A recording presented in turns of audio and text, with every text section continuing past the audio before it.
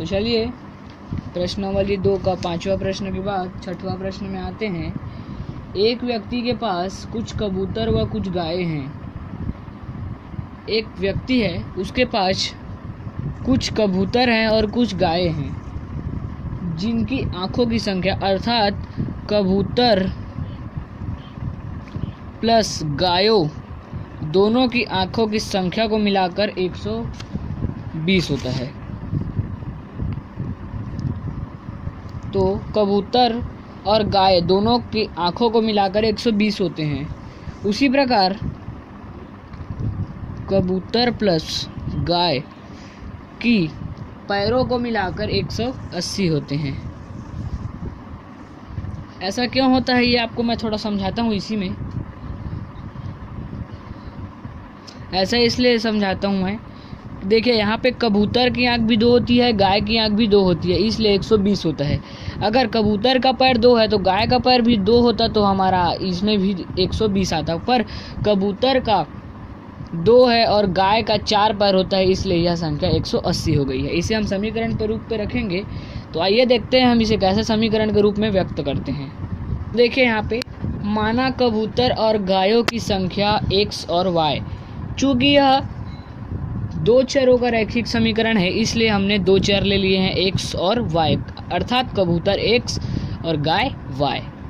प्रश्न के अनुसार जो बोला गया है, गाय की भी 2 आँख होती है और कबूतर की भी 2 आँख होती है, इसलिए कबूतर की 2 आँख होती है तो कबूतर को हमने x माना है, इसलिए 2x। गाय की भी 2 आँख होती है, इसलिए और इसे y माना है, इसलिए 2y बराबर 120 प्रश्न में दिया है। ठीक है। उसी प्रकार 2 पैर होते हैं कबूतर के व 4 पैर होते हैं गाय के, तो उसी प्रकार कबूतर को हमने x माना है, गाय को हमने y माना है। इसके 4 पैर होते हैं इसलिए 4, इसके 2 पैर होते हैं इसलिए 2, और बराबर में 180 से हमने समीकरण 2 दे दिया। अब देखते हैं समीकरण 2 में 1 को घटाने पर, अर्थात इसमें इस वाले पे इसको हमें घटाना है। तो चलिए देखते हैं कैसे घटाते हैं हम इसको।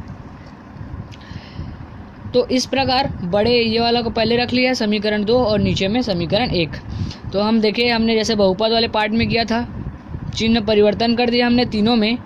तो यहाँ पे देखिए प्लस है, यहाँ पे माइनस आ गया तो ये कट गया, यहाँ प्लस है, यहाँ माइनस आ गया चिन्ह परिवर्तन होने पर, तो 4 में 2 चला गया तो बचा 2y। इसमें भी 180 और इधर माइनस आ गया, यहाँ प्लस है यहाँ माइनस है, इसलिए यह घट के 60 आ गया।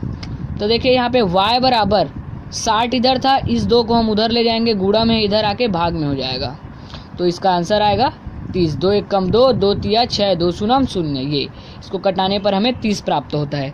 समीकरण 1 में मार रखने पर, अर्थात इस वाले 2x प्लस 2y बराबर 120 में मार रख देते हैं। आइए देखते हैं कैसे मार रखते हैं हम इसमें। देखिए 2x प्लस 2y बराबर 120, ये हमारा ये समीकरण है।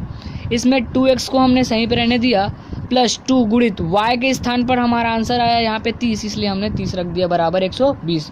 तो 2x प्लस 30 का गुणा 2 के साथ, तो 60 बराबर 120। अब आगे देखिए यहाँ पे 2x प्लस 60 बराबर 120 आया था।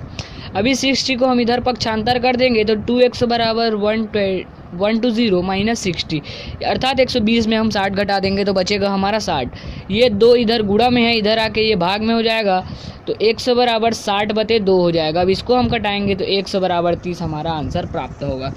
तो अर्थात हम यह कह सकते हैं कि गाय की संख्या भी 30 है, गाय की संख्या भी 30 है और कबूतरों की संख्या भी 30 है।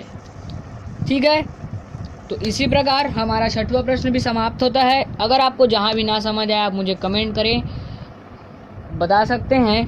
और अगर ये वीडियो पसंद आया होगा तो लाइक करना ना भूलें, हमारे चैनल को सब्सक्राइब भी कर दीजिए ताकि हमारी, और नोटिफिकेशन बेल को दबाइए ताकि हमारी सबसे पहली वीडियो आपको सबसे पहले मिले। तो इसी के साथ हम यह वीडियो समाप्त करते हैं। मिलते हैं अगले प्रश्न में अगली वीडियो में। धन्यवाद। अध्याय 1 और 3 की लिंक आपको डिस्क्रिप्शन पे मिल जाएगी। अध्याय 2 अभी रनिंग चल रही है, इसलिए इसकी लिंक अगले चैप्टर पे मिलेगी।